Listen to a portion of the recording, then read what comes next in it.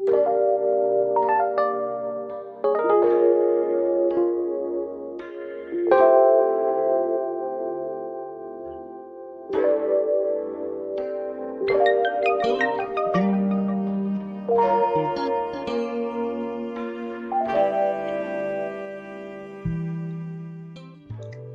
Assalamualaikum warahmatullahi wabarakatuh. Perkenalkan, kami dari kelompok 2 dari kelas 21 SIB. Kali ini kami akan mempresentasikan suatu materi dari mata kuliah Filsafat Ilmu yang berjudulkan Struktur Fundamental Ilmu Pengetahuan, yaitu membaca Arki John Baum dalam arti What is Science? Oke, next. Baiklah, sebelum kami memulai presentasi kami pada hari ini, izinkan saya untuk memperkenalkan nama-nama anggota saya terlebih dahulu, yaitu ada saya sendiri, Kevin George Gilen, ada beberapa rekan saya yaitu Fawaz Rido, Alvaro Rozi, Renaldi Anduyau, dan Muhammad Anis Fazran. Baik, next. Oke, jadi pada presentasi pada kali ini kami ditugaskan untuk menyampaikan tentang penjelasan materi struktur fundamental ilmu pengetahuan, yaitu membaca Arki John Baum dalam arti What is Science? Next. Oke, sebelum saya masuk ke penjelasan dari bangunan dasar ilmu pengetahuan, saya akan menjelaskan sedikit tentang pembahasan ini akan dibagi menjadi ke dalam 3 bagian, yaitu yang pertama adalah bangunan dasar ilmu pengetahuan yang menguraikan poin-poin pemikiran Baum. Yang kedua itu adalah perhatian dan keprihatinan Baum, dan yang terakhir akan diakhiri dengan sedikit membahas tentang kontribusi Baum. Baik, untuk yang pertama adalah bangunan dasar ilmu pengetahuan. Next. Latar belakang ilmu pengetahuan Arki John Baum. Baiklah, pada buku ini seperti yang tuliskan di slide PowerPoint, karya Arki John Baum ini secara umum membicarakan 6 komponen dari rancangan bangun ilmu pengetahuan. Yang komponen itu, sesuatu itu bisa disebut sebagai ilmu pengetahuan. Untuk beberapa komponennya saya akan menjelaskannya menjadi beberapa bagian. Baiklah, next. Baiklah, pada komponen yang telah dijelaskan sebelumnya tadi dalam karya Arki John Baum, ada 6 komponen yang mempengaruhi ilmu pengetahuan dari hasil karya Arki John Baum. Yang salah satunya ada yang pertama, yaitu adanya masalah atau problem. Untuk dalam persoalan ini, Arki John Baum menjelaskan bahwa tidak semua masalah menunjukkan ciri keilmiahan. Suatu masalah tersebut disebut ilmiah jika memenuhi persyaratan bahwa masalah itu merupakan masalah yang dihadapi dengan sikap atau metode yang ilmiah. Dalam artian penjelasan ini, masalah itu terus dicari untuk mendapatkan solusinya. Masalah yang paling berhubungan dengan masalah dan solusi ilmiah secara sistematis, maka dalam proses lebih memadai dalam memberikan pemahaman yang lebih besar. Yang kedua itu adanya sikap dalam arti sikap ilmiah. Dalam arti sikap ilmiah ini, menurut Baum, paling tidak meliputi 6 karakteristik pokok, yaitu keingintahuan, spekulasi, kemajuan untuk objektif, kemauan untuk menggunakan penilaian, dan kesementaraan. Untuk keingintahuan itu, maksud dari keingintahuan tadi adalah ia berkembang dan berjalan terus sebagai perhatian bagi penyelidikan, penelitian, eksplorasi, dan eksperimentasi. Secara umum, Arki John Baum diakui bahwa mereka mempunyai kecenderungan untuk menjadikan sikap ilmiah ini sebagai pandangan hidup dari mereka. Untuk kedua itu tadi adalah spekulatif, yang artinya ingin mencoba memecahkan suatu masalah yang ditandai dengan beberapa usaha. Selanjutnya itu adalah kemajuan objektif, yaitu Arki John Baum ini menjelaskan bahwa objektivitas itu adalah salah satu jenis sikap subjektif. Yang selanjutnya itu adalah keterbukaan, yang seperti saya bilang tadi, bahwa maksud dari sikap keterbukaan ini adalah menyangkut kemauan untuk bersikap terbuka terhadap satu sama lain. Biasanya sikap ini sangat berpengaruh pada bidang pekerjaan. Yang terakhir itu adalah kemauan untuk menangguhkan penilaian atau menunda keputusan. Dan yang terakhir itu adalah kesementaraan. Sikap kesementaraan ini selalu meragukan validitas suatu hipotesa termasuk pengerjaannya. bahkan meragukan segala usaha ilmiah termasuk bidang keahlian seseorang. Baiklah, untuk 6 komponen tadi saya dapat menjelaskan 2 saja. Mungkin selanjutnya akan dilanjutkan oleh Saudara Fawaz Rido. Pada Saudara Fawaz, saya persilahkan. Oke, baiklah. Oke, yang selanjutnya itu saya akan menjelaskan ada 4 komponen lagi. Yang ketiga itu ada menggunakan metode ilmiah, yang keempat itu ada aktivitas, yang kelima itu adanya kesimpulan, dan yang keenam itu adanya pengaruh. Oke, yang pertama saya menjelaskan ilmu pengetahuan itu menggunakan metode ilmiah. Sifat dasar metode ilmu ilmiah ini menurut Archie John Baum harus dipandang sebagai hipotesa atau pengujian lebih lanjut. Ya, maksudnya ilmu pengetahuan inilah adalah metodenya. Esensi ilmu pengetahuannya itu bisa disebutkan sebagai metode. Dan dia berpendapat bahwa berkenaan dengan sifat dasar metode ilmiah, para ilmuwan sendiri tidaklah selalu memiliki ide yang jelas dan logis. Dalam banyak hal yang tidak ada kesepakatan tentang metodologi di kalangan ilmuwan sendiri. Di metode ilmiah sendiri ada pembagian secara lebih khusus. Yang pertama itu ada kesadaran akan adanya masalah, yaitu menyadari adanya persoalan, berarti membuka keinginan untuk mencoba menemukan pemecahan masalah tersebut. Inilah awal dari ditentunya penemuan ilmu pengetahuan.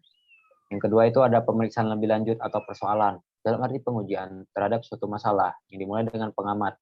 Tindakan ini diawali dengan suatu minat atau ketertarikan terhadap masalah dan karenanya berupaya untuk memahaminya.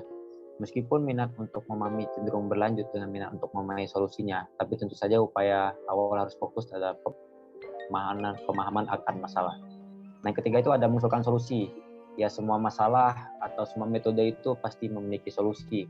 Sudah tentu solusi harus relevan dengan masalah tersebut. Untuk maksud demikian, perlu mempertimbangkan saran-saran awal, melakukan pemikiran, ada trial dan error. Meski demikian, kalau sebuah masalah penting tapi tidak dapat ditemukan solusinya, para ilmuwan biasanya mencoba dengan hipotesa kerja. Nah, yang keempat itu ada menguji usulan. Ada 2 jenis pengujian. Yang pertama itu ada pembuktian hipotesa, yang dapat dibedakan menjadi pembuktian secara mental dan juga operasional. Yang pertama banyak hipotesis yang ada. Pada awalnya sudah memberikan kesan untuk dapat diuji secara mental sebelum ada beberapa tawaran atau masukan terhadapnya. Yang kedua itu ada operasional testing atau pengujian secara operasional.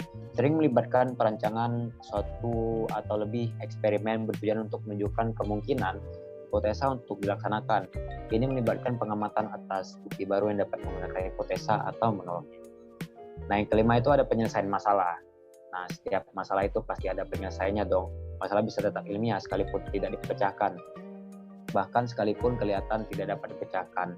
Akan tetapi, tujuan dari maksud metode ilmiah adalah memecahkan masalah tersebut. Masalah yang berasal dari keraguan, tidak sepenuhnya dapat dipecahkan hingga keraguan itu hilang. Oke, saya melanjutkan poin yang keempat, itu adanya aktivitas. Sebuah ilmu pengetahuan itu adalah suatu apa yang dikerjakan oleh para ilmuwan. Nah, itu bisa disebut dengan aktivitas para ilmuwan. Aktivitas dari orang-orang yang mampu memahami konsep dari ilmu pengetahuan tersebut. Yang pertama itu ada aspek individu. Ilmu pengetahuan adalah suatu aktivitas yang dilakukan oleh orang-orang khusus. Dalam pengertian ini, ilmu pengetahuan ada pada orang-orang yang dimanapun juga. Demikian ini mengingatkan eksistensi tergantung pada transformasi diri seseorang pada orang lain. Yang kedua itu ada aspek sosial. Aktivitas ilmiah mencakup lebih banyak apa yang dikerjakan oleh para ilmuwan khusus. Ilmu pengetahuan telah menjadi sebuah usaha institusional yang sangat luas. Para ilmuwan adalah kelompok pekerja yang paling penting di dunia saat ini. Maka ilmu pengetahuan berhasil menjadi sebuah akumulasi yang luar biasa dalam pekerjaan. Oke, saya akan menjelaskan yang poin yang kelima dari 6 komponen, yaitu adanya kesimpulan. Ilmu pengetahuan adalah pengetahuan yang dihasilkan, maka ilmu pengetahuan sering dipahami sebagai kumpulan komponen, bahkan kumpulan ide-ide adalah ilmu pengetahuan itu sendiri. Kesimpulan pemahaman yang dicapai sebagai hasil pemecahan masalah adalah tujuan ilmu pengetahuan. Kesimpulan adalah akhir atau tujuan yang membenarkan sikap, metode, aktivitas sebagai cara-caranya. Yang keenam, poin yang keenam itu adanya pengaruh. Tentu saja semua perkembangan dari ilmu pengetahuan itu memiliki pengaruh yang sangat besar. Nah, ilmu pengetahuan adalah apa yang digarap oleh ilmu pengetahuan. Bagian apa yang digarap oleh ilmu pengetahuan kemudian menimbulkan pengaruh yang sangat beraneka ragam, yang mana dapat dihubungkan pada 2 hal, pengaruh ilmu pengetahuan, teknologi, dan juga pengaruh terhadap sosial dan masyarakat. Oke, baiklah, sekian dari penjelasan saya terhadap 4 komponen dari 6 komponen. Mungkin dilanjutkan oleh teman saya.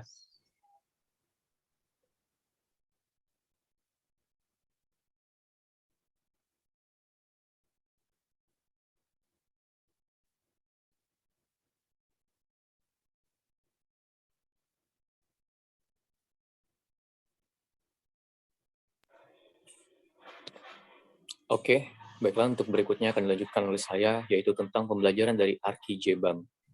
Secara umum, kegiatan keilmuan dan pengembangan ilmu terkait dengan dua pertimbangan, yaitu pertimbangan objektivitas dan pertimbangan nilai kemanusiaan. Pendapat para ilmuwan dapat dibedakan menjadi dua. Yang pertama, para ilmuwan hanya menggunakan satu pertimbangan, yaitu nilai kebenaran dengan mengesampingkan pertimbangan-pertimbangan nilai-nilai metafisika yang lain, seperti nilai estetik, kesusilaan, dan kegunaannya, akan sampai pada prinsip bahwa ilmu pengetahuan harus bebas nilai. Untuk selanjutnya akan dilanjutkan oleh teman saya, Renaldi Anduyau. Baiklah, saya akan membacakan 5 poin dari sisa temanku yang baca tadi. Next.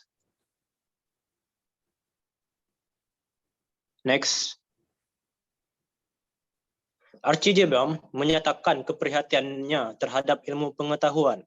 Ia berujar ilmu pengetahuan telah ditarik-tarik sehingga dilepaskan dari keterhubungan dengan nilai-nilai kemanusiaan dengan berdalih objektivitas. Next. Tadi Faro menyebutkan sebelumnya bahwa pandangan ilmuwan terbagi menjadi 2 golongan. Golongan pertama sudah dijelaskannya. Nah, saya akan menjelaskan golongan kedua. Golongan kedua yaitu para ilmuwan yang memandang sangat perlu memasukkan pertimbangan nilai-nilai etik, kesusilaan, dan kegunaan untuk melengkapi pertimbangan nilai kebenaran. Yang akhirnya sampai pada prinsip bahwa ilmu pengetahuan harus bertaut nilai. Daud Yusuf berpendapat bahwa ilmu pengetahuan memang merupakan suatu kebenaran tersendiri, tetapi otonomi ini tidak dapat diartikan bahwa ilmu pengetahuan itu bebas nilai. Lebih jauh, Suroso H. Prawiroharjo menunjukkan pandangan beberapa ilmuwan yang berdasar pada prinsip bahwa ilmu pengetahuan harus taut nilai. Next.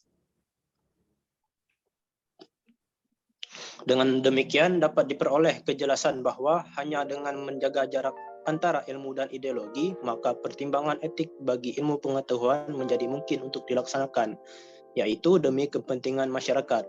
Next. Tidak dapat dipungkiri bahwa Archie Jebam sangat menaruh perhatian terhadap pentingnya mempertimbangkan aspek nilai kemanusiaan dalam pengembangan ilmu. Artinya harus dimasukkan nilai-nilai kemanusiaan ke dalamnya. Next. Dan poin terakhir yaitu memang harus diakui perlu ada pembatasan pada saat mana ilmu bebas nilai dan saat bagaimana taut nilai. Pengembangan ilmu pengetahuan ternyata memerlukan 2 pertimbangan, yaitu pertimbangan dari segi ilmu statik dan segi ilmu dinamik. Sujono Sumargono berpendapat bahwa segi statik ilmu adalah ciri sistem yang tercermin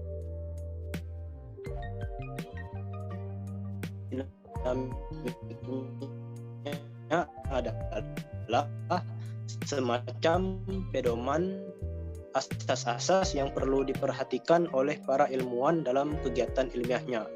Baik, itu saja penjelasan dari saya. Selanjutnya akan dijelaskan oleh teman saya.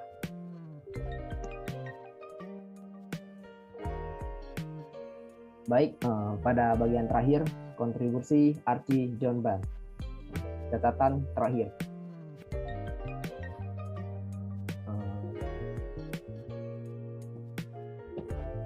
Baik, membaca Archie Jonban tampaknya mengingatkan kita betapa persoalan ilmu pengetahuan bukanlah sesuatu yang sudah mapan dan tanpa mengandung persoalan. Perbedaan pandangan antara tradisi empiris di Inggris dan pragmatis Amerika sebagaimana ditunjukkan Archie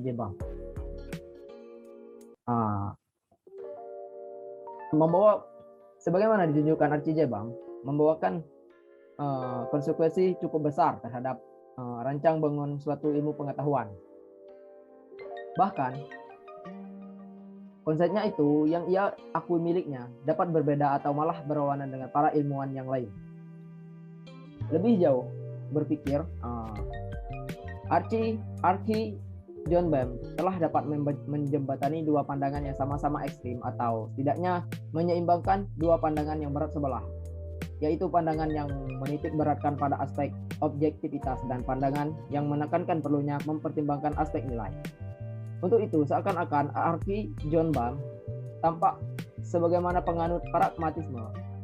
Meskipun melihat dari karyanya ini, tampak ia bukan praktisi pragmatisme, tetapi ia adalah seorang filsuf atau pemikir filsafat ilmu yang memperjuangkan pentingnya mempertimbangkan nilai-nilai kemanusiaan bagi setiap kegiatan keilmuan dan pengembangan ilmu. Secara lebih khusus, karya Archie John Bam ini telah mendapat menjawab teka-teki yang mana terjadi misunderstanding atau overlapping pemahaman, yaitu antara komponen ilmu, metode ilmiah, dan metode penelitian. Sekian dari bagian terakhir ini, saya serahkan kembali ke moderator kami, yaitu Kevin.